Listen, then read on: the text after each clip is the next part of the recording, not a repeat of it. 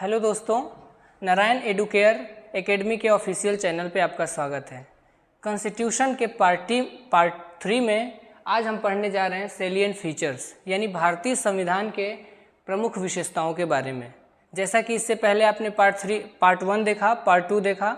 Part 1 में हमने पढ़ा था पॉलिटिक्स क्या होता है, पॉलिटिकल साइंस क्या होता है और पॉलिटिकल सिस्टम क्या होते हैं। तो हमने पॉलिटिक्स, पॉलिटिकल साइंस और पॉलिटी के बारे में देखा था। और पार्ट 2 में हमने पढ़ा था कि कॉन्स्टिट्यूशन यानी कि भारत का संविधान, और भारत के संविधान में संविधान की परिभाषा देखा था और संविधान को कौन बनाया था इसके बारे में हमने देखा था।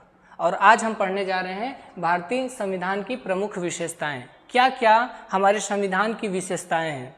जैसे हर एक चीज़ की कोई ना कोई विशेषताएं होती हैं। जैसे मान लीजिए कोई व्यक्ति हो, कोई किताब हो, कुछ भी हो, उसकी कुछ न कुछ खासियत होती है, कुछ न कुछ उसकी विशेषताएं होती हैं। तो वैसे ही हमारे संविधान की कुछ विशेषताएं हैं और उसको 1 बाय 1 हम देखेंगे। देखिए, अलग अलग किताबों में आपको नंबरिंग वैरी करेगा, नंबर चेंज हो सकता है, कहीं पे 10 होगा, कहीं 12 होगा, अलग अलग होगा। बट इसका जो मेन है वो हमने आपको लिख दिया है, आप उस पर फोकस करेंगे। तो सबसे पहली विशेषता, हमारा जो संविधान है वो दुनिया का सबसे बड़ा संविधान है। दुनिया का सबसे बड़ा संविधान कौन सा है? तो भारत का संविधान है। तो आपके दिमाग में ये आता होगा, कैसा? बड़ा का मतलब क्या है? कभी कहीं कहीं पे लिखा होता है कि भारत विश्व का सबसे लंबा संविधान है। तो सबसे बड़ा है, सबसे लंबा है, इसका क्या मतलब क्या है? आम भाषा में इसको कैसे समझेंगे कि हमारा संविधान बड़ा है? क्या हाथी जितना बड़ा है, या क्या 10 किलोमीटर लंबा है? कैसे? लंबा का क्या मतलब है यहाँ पे? बड़ा का क्या, बड़ा से आप क्या समझते हैं यहाँ पे? तो देखिए, 2 आधार पे आप इसको बड़ा समझ सकते हैं। जैसे पहला आधार होता है कि शब्दों के आधार पे, जो हमारा संविधान लिखा गया है, इस संविधान में कितने शब्द यूज किए गए हैं। तो शब्दों के आधार पे भी हम बोलते हैं कि दुनिया का सबसे बड़ा संविधान है। तो हमारे संविधान में कितने शब्द यूज किए गए हैं? लगभग 1.5 लाख। अगर एग्जैक्ट फिगर देखा जाए तो 1,46,385 शब्द, वो भी अंग्रेजी के शब्द यूज किए गए हैं। तो इस हिसाब से हमारा जो संविधान है शब्दों के हिसाब से सबसे बड़ा है। ठीक है। ऐसे ही हमारे संविधान में 395 अनुच्छेद भी है, आर्टिकल्स हैं। तो आर्टिकल वाइज भी देखा जाए तो हमारा संविधान सबसे बड़ा है। तो आई होप समझ में आ गया होगा। तो आपके दिमाग में आ रहा होगा कि सबसे छोटा संविधान किस देश का है? किसी न किसी देश का संविधान छोटा होगा। तो देखिए, सबसे छोटा संविधान है मोनाको का।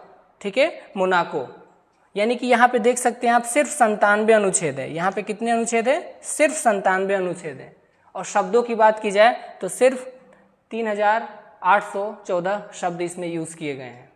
तो आई होप समझ में आ गया होगा कि हमारा भारत का संविधान सबसे बड़ा संविधान है और सबसे बड़ा लिखित संविधान है। इसको भी ध्यान में रखेंगे। ओके, अगला, क्यों हमारा संविधान इतना बड़ा हो गया? इसके पीछे का वजह क्या है, इसका कारण क्या है? तो बेसिकली 4 कारण है। एक तो भौगोलिक कारण है, ज्योग्राफिकल रीजन है, यानी कि हमारा जो भारत है आप देखेंगे कि बहुत बड़ा है और बहुत ज़्यादा क्या है, डाइवर्सिटी है, यानी कि विविधताएं हैं। भारत में आप देखोगे दुनिया की जितने भी दुनिया में धर्म पाए जाते हैं वो भारत में मिल जाएंगे आपको। भाषाएं इतनी ज़्यादा हैं, बोलियाँ इतनी ज़्यादा हैं।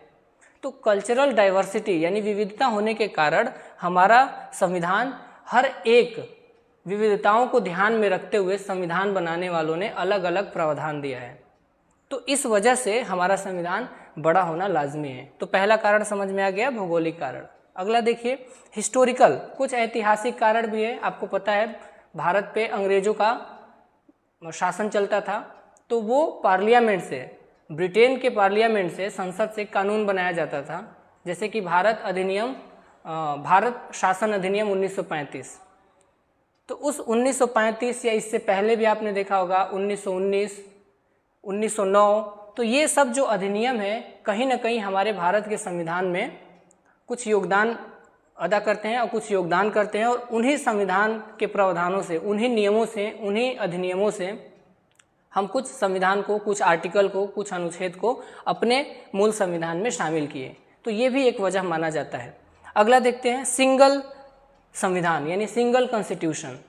आपको पता है भारत में, पूरे भारत को शासन करने के लिए सिर्फ एक ही संविधान है, जबकि अमेरिका में आपको पता होना चाहिए कि वहाँ पे दोहरी संविधान का प्रावधान है, यानी कि एक तो पूरा देश के लिए संविधान होगा और दूसरा जो होता है वो होता है राज्यों के लिए।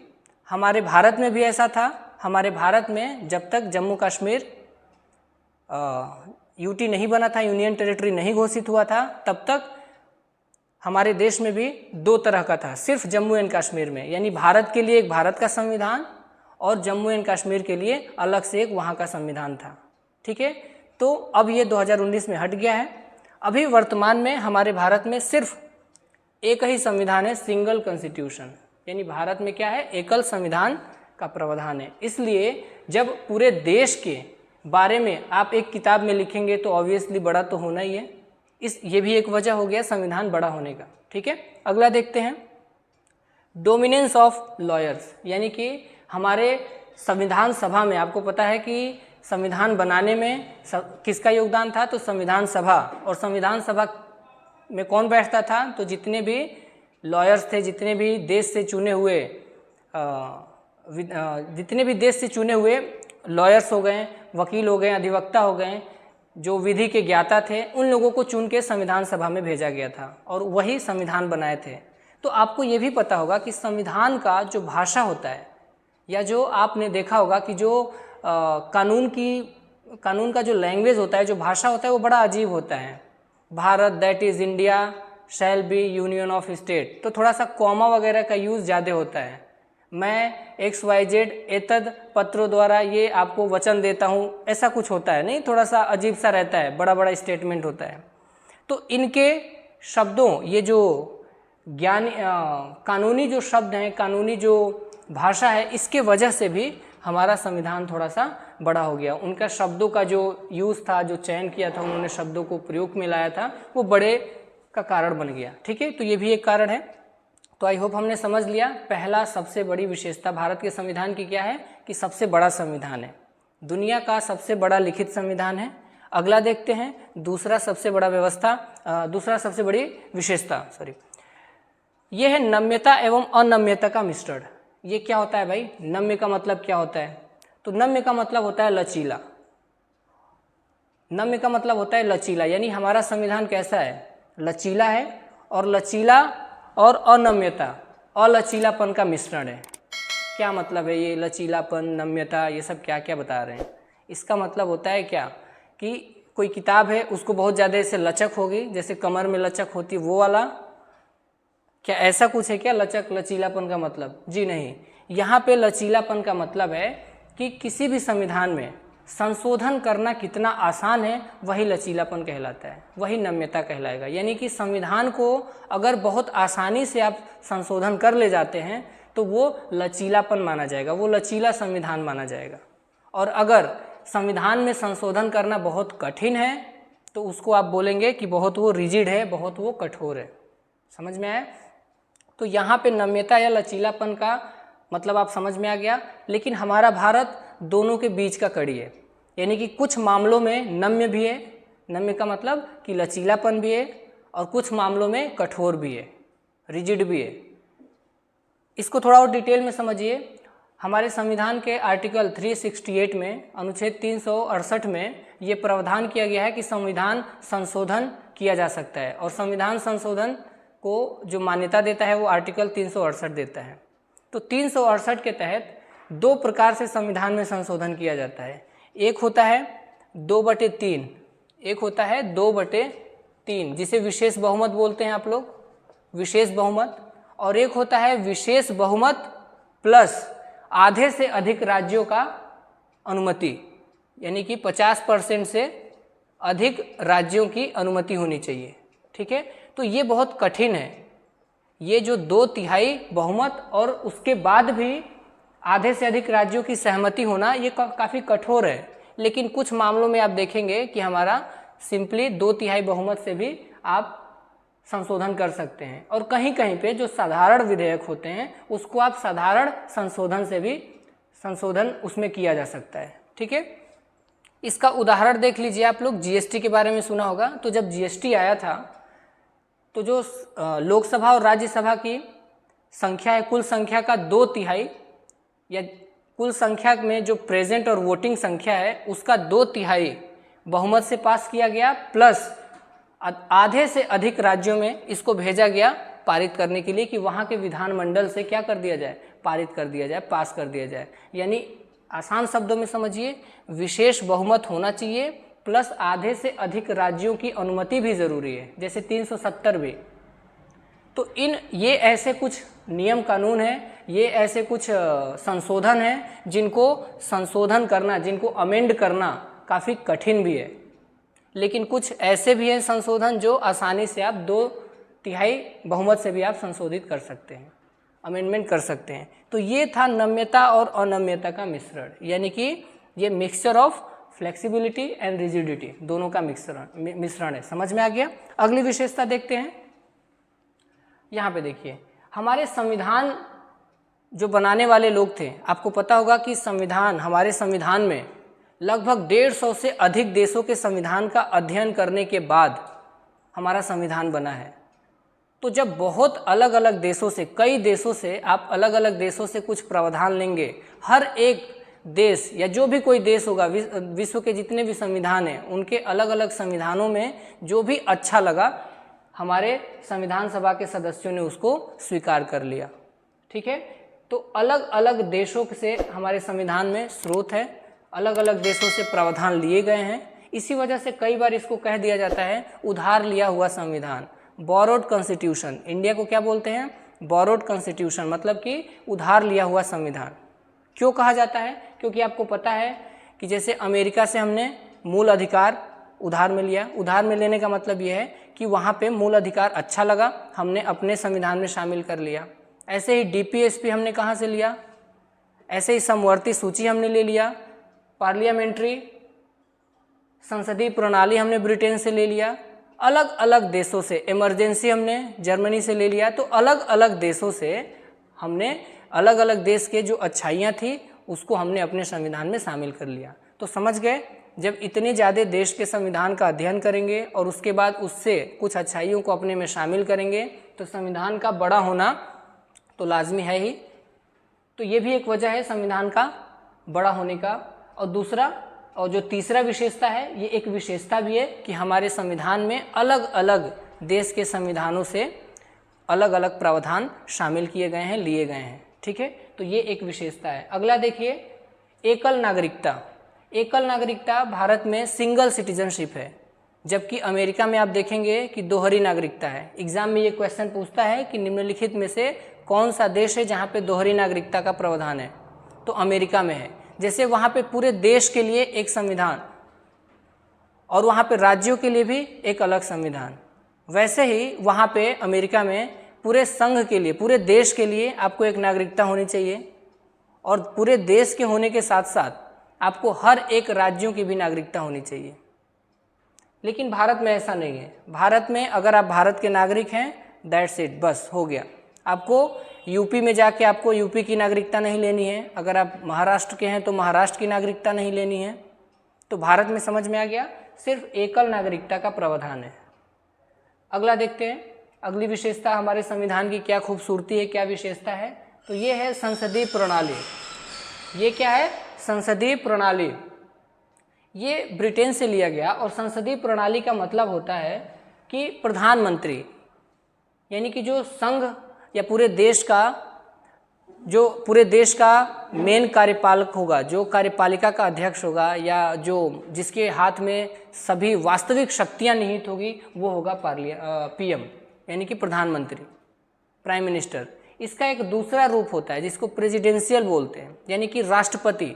उस देश का जो वास्तविक कार्यपालिका होता है, एग्जीक्यूटिव होता है, उसे क्या बोलते हैं? राष्ट्रपति। तो हमारे संविधान में क्या शामिल किया गया? संसदीय प्रणाली। इसमें प्राइम मिनिस्ट्रियल होता है, यानी कि प्राइम मिनिस्टर होंगे और राज्यों में मुख्यमंत्री होंगे।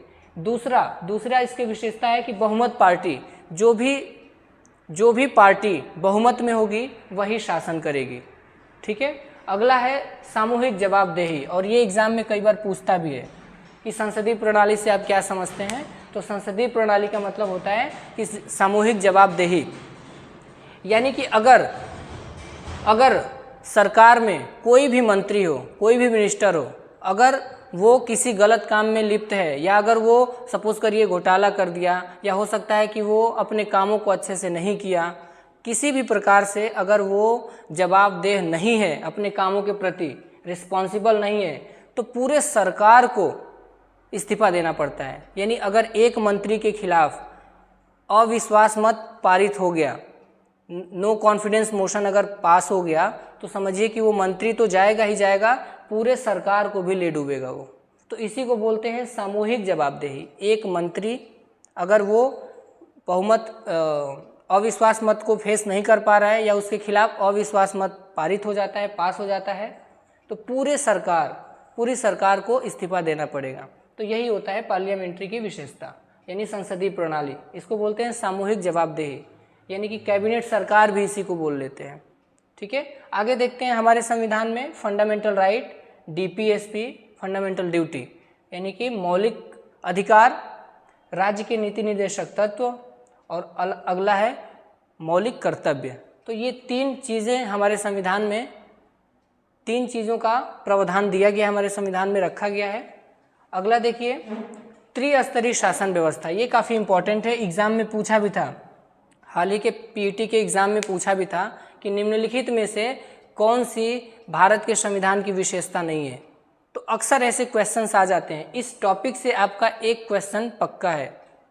आगे देखते हैं, तो त्रिस्तरीय शासन व्यवस्था क्या है। आपको पता होना चाहिए कि हमारे देश में जो शासन व्यवस्था चलता है, संघ यानी पूरे देश के लिए केंद्र सरकार, राज्य के लिए राज्य सरकार, और स्थानीय शासन लोकल, जैसे जिला लेवल पे हो गया, गांव लेवल पे हो गया, ब्लॉक लेवल पे हो गया। तो इसके लिए स्थानीय स्वशासन बोलते हैं, लोकल गवर्नेंस बोलते हैं इसको, लोकल सेल्फ गवर्नेंस बोलते हैं। ठीक है, और शहरों के लिए नगर पालिका।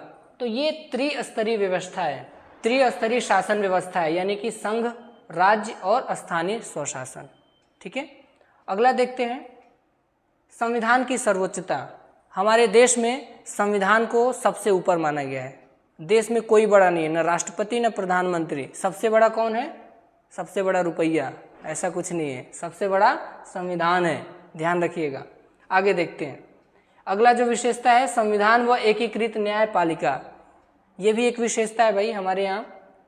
इंटीग्रेटेड और इंडिपेंडेंट जुडिशरी, जो न्यायपालिका है, पहली बात कि वो इंटीग्रेटेड है, एकीकृत है, यानी है भले 3 लेवल पे, लेकिन ये एकीकृत है। एकीकृत का मतलब क्या हुआ कि अगर कोई सुप्रीम कोर्ट फैसला देगा तो पूरे देश में सभी कोर्ट उसको फॉलो करेंगे, उसकी बात को मानेंगे। अगर एक हाई कोर्ट, सपोज करिए इलाहाबाद हाई कोर्ट अगर कोई फैसला दे देता है, तो ऐसा नहीं है कि वो मद्रास में जाएगा, तमिलनाडु में जाएगा तो उसकी बातें नहीं मानी जाएंगी।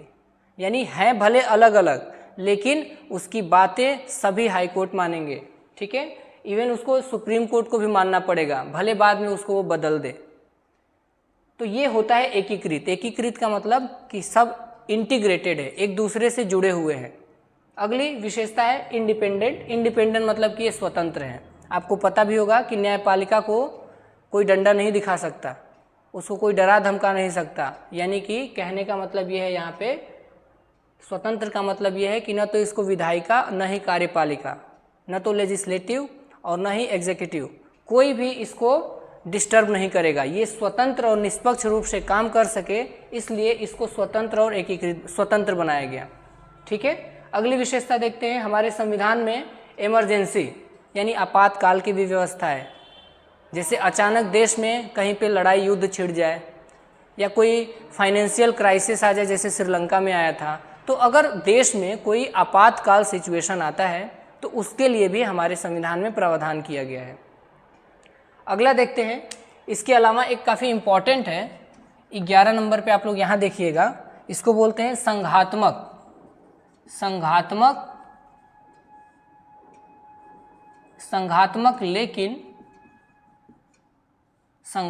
लेकिन एकात्मकता की ओर झुकाव। एकात्मकता की ओर झुकाव, इसका क्या मतलब है भाई? ये क्या विशेषता है? ये काफ़ी इंपॉर्टेंट है, इसको ध्यान में रखिएगा, एग्जाम में बहुत आता है। इसको बोलते हैं कभी कभी अर्ध संघात्मक, इंग्लिश में इसको फेडरलिज्म बोलते हैं। अर्ध संघात्मक को क्वाजी फेडरलिज्म बोलते हैं, या इसको कभी कभी बोल दिया जाता है federal with unitary bias. Unitary बायस का मतलब होता है कि केंद्र की ओर ज़्यादा झुका हुआ है। अब थोड़ा सा समझते हैं संघात्मक क्या होता है, संघ क्या होता है। तो संघात्मक या फेडरलिज्म का मतलब होता है कि शक्तियों का बंटवारा। जैसे देश है तो देश में प्रधानमंत्री सत्ता में रहते हैं, सरकार में रहते हैं, तो क्या केंद्र सरकार के पास सारी शक्तियां निहित हैं?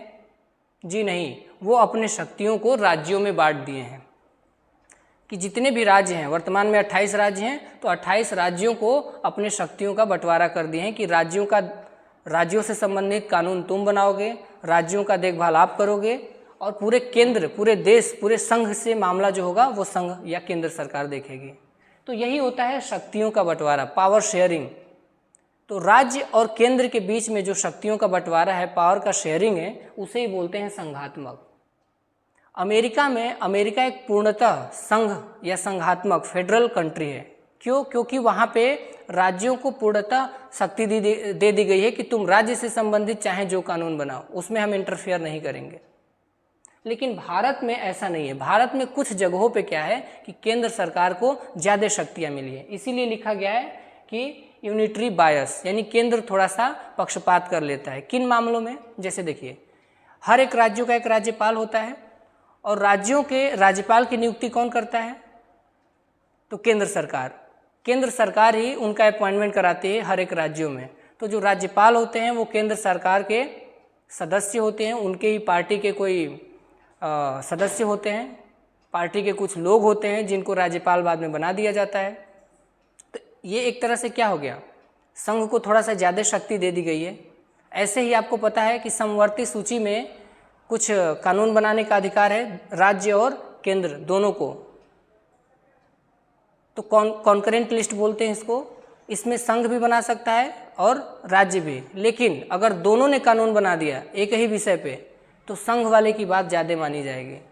तो संविधान में आप देखेंगे कि कुछ जगहों पे केंद्र जो है वो स्ट्रांग है, तो इसे ही बोलते हैं संघात्मक, लेकिन एकात्मकता की ओर झुकाव। तो इसको ध्यान रखिएगा, भारत एक संघ तो है ही, लेकिन केंद्र के पास थोड़ा सा ज़्यादा शक्ति है। यानी राज्य और संघ और राज्यों के बीच में शक्तियों का बंटवारा तो हुआ है, लेकिन थोड़ा सा लगाम किसके हाथ में दे दिया गया है? संघ के हाथ में, ताकि राज्य इधर उधर ना भाग सके। तो आई होप समझ में आ गया होगा। इसको कई बार अर्ध संघात्मक भी बोलते हैं, क्वाजी फेडरलिज्म भी बोलते हैं, तो ध्यान रखिएगा। 12वां, इसके बाद एक और है 11 नंबर का, 12 नंबर का एक और देख लीजिए। आपको पता होगा कि हमारे यहाँ सार्वभौमिक वयस्क मताधिकार है, यानी 18 साल से ऊपर के जितने भी लोग हैं उनको मत देने का अधिकार है। तो ये काफ़ी इम्पॉर्टेंट विशेषता है, क्योंकि अगर आपको मत या वोट देने का अधिकार ही न हो, फिर आपको स्वतंत्र होने का कोई मतलब नहीं है, फिर लोकतंत्र होने का भी कोई मतलब नहीं है।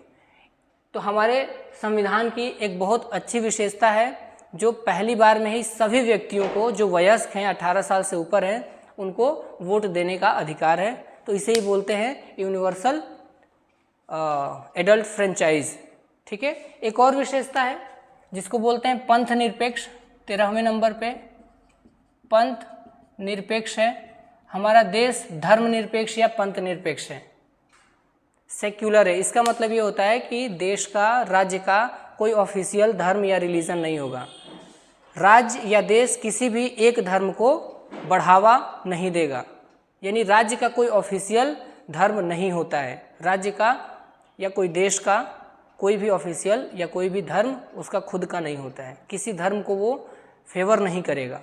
तो ये था आज का हमारा टॉपिक, और ये था भारत के संविधान की कुछ प्रमुख विशेषताएं। तो आई होप आप समझ गए होंगे। एक बार फटाफट रिकॉल कर लीजिए। तो भारत के संविधान की विशेषता, पहली विशेषता क्या बताया मैंने? पहली विशेषता था सबसे बड़ा संविधान है। दूसरा हमने क्या बताया? लचीला है और कठोर दोनों का मिक्सचर है, फ्लेक्सिबल और रिजिड है। तीसरा हमने बताया कि ये अलग अलग देशों से इसके प्रावधान लिए गए हैं। नेक्स्ट यहाँ पे एकल नागरिकता का प्रावधान है। फिर हमने देखा संसदीय प्रणाली है हमारे यहाँ।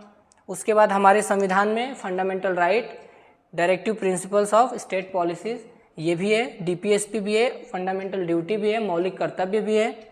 इसके बाद ये त्रिस्तरीय शासन व्यवस्था है हमारे भारत में। अगला संविधान की सर्वोच्चता है। नेक्स्ट हमारा जो जुडिशरी है, न्यायपालिका है, वो इंटीग्रेटेड है और इंडिपेंडेंस है, स्वतंत्र है। इसके बाद हमने देखा आपातकाल देखा, इमरजेंसी देखा। इसके बाद हमने फेडरलिज्म देखा, संघात्मक, लेकिन संघ भी संघात्मक पूर्णतः नहीं है, अर्धसंघात्मक है। 12वें नंबर पे हमने क्या देखा कि सार्वजनिक वयस्क मताधिकार, यूनिवर्सल एडल्ट फ्रेंचाइज देखा हमने। और लास्ट में हमने देखा सेक्युलर, यानी कि हमारा देश, हमारे संविधान में ये प्रावधान किया गया है कि हमारा देश कैसा होगा, पंथ निरपेक्ष या धर्मनिरपेक्ष होगा, किसी भी धर्म को फेवर नहीं करेगा। तो आई होप आपको समझ में आ गया होगा। धन्यवाद।